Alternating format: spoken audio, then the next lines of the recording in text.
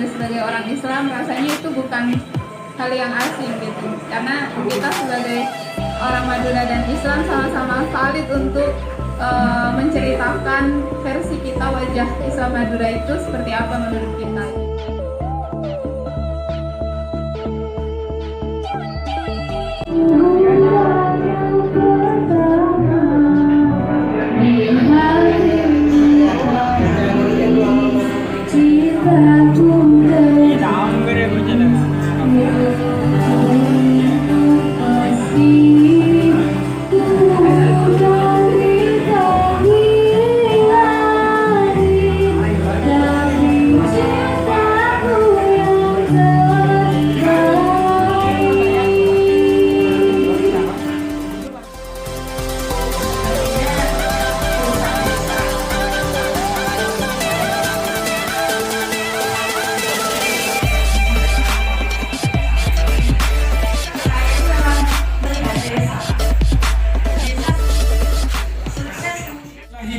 Kul husung sang kalaras kalare taribung manyang agentong belintong agentong pikir adikir marga gerong latong paingah kasesetong apa jun Allah asabuh Muhammad la ilaha illallah Muhammadur Rasulullah.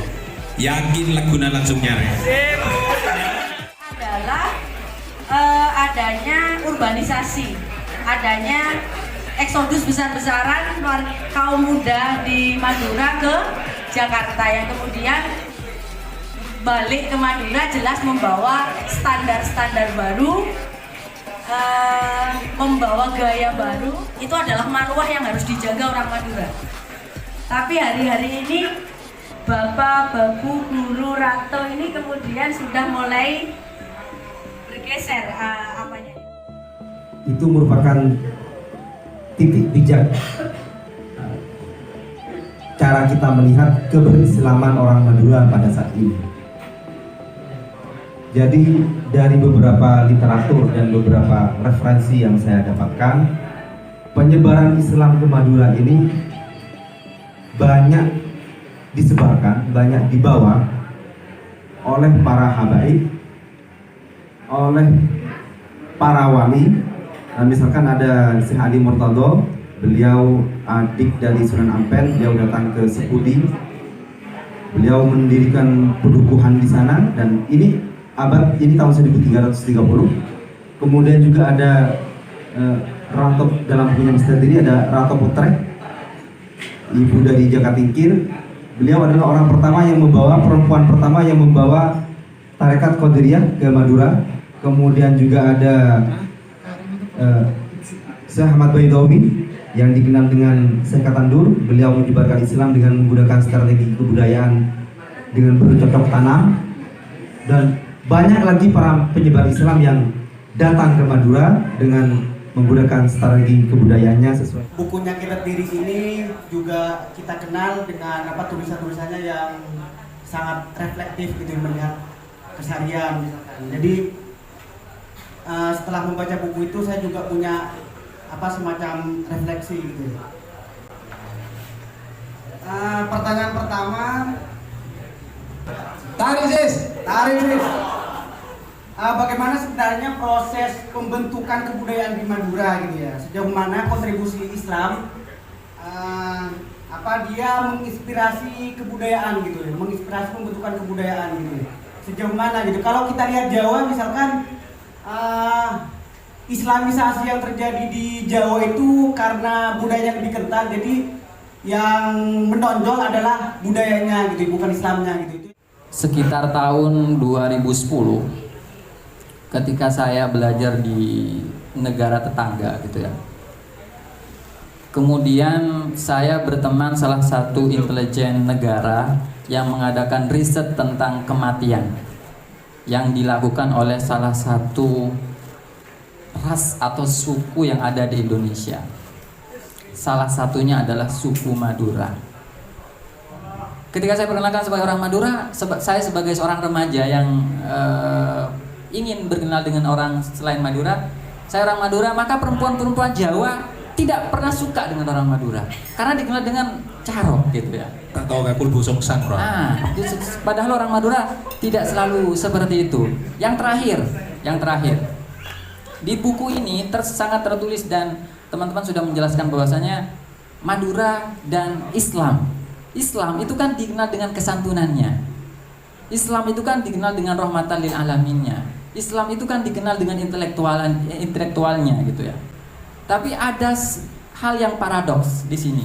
Di Indonesia, di Madura itu pesantren yang diajarkan tentang bagaimana orang itu mengenal Islam yang luar biasa. Tapi satu hal yang tidak bisa dipungkiri bahwasanya memang orang Madura ini cengkal gitu ya.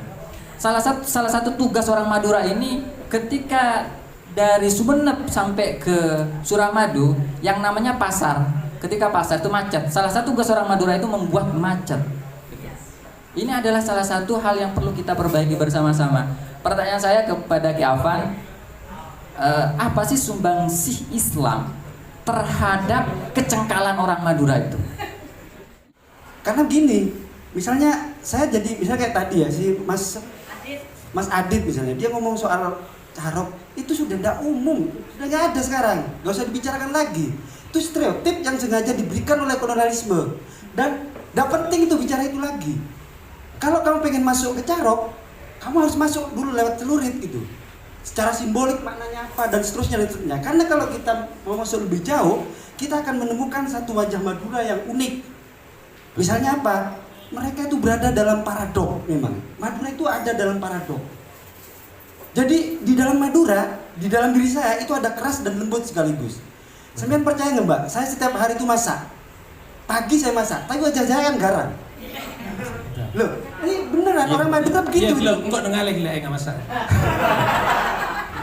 Enggak, maksud saya jangan kemudian nilai-nilai itu dipahami dengan cara yang sangat dangkal.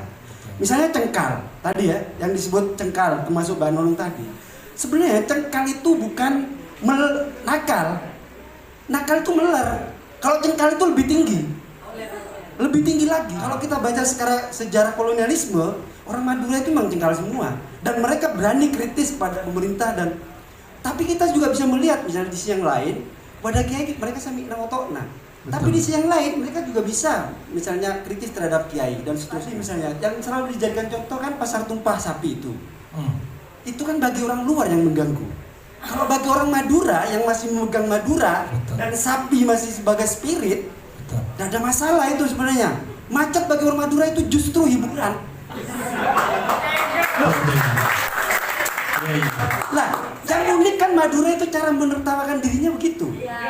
Termasuk dalam beragama loh Mbak. Jadi cengkalnya orang Madura yang sering kali diadopsi oleh MH itu sebenarnya cengkal yang kritis itu. Sehingga bagi orang Madura beragama itu memang harus diuji coba terus. Maksud saya teman-teman yang muda ini masuklah ke dalam Madura yang lebih dalam itu. Jangan hanya melihat itu dengan simplistis dan permukaan. Ya melihat wajahnya saja saya pikir. Karena yang lebih dalam lagi kalian akan menemukan Islam yang sebenarnya. Oke, terima kasih. Tepuk tangan untuk Mas Said.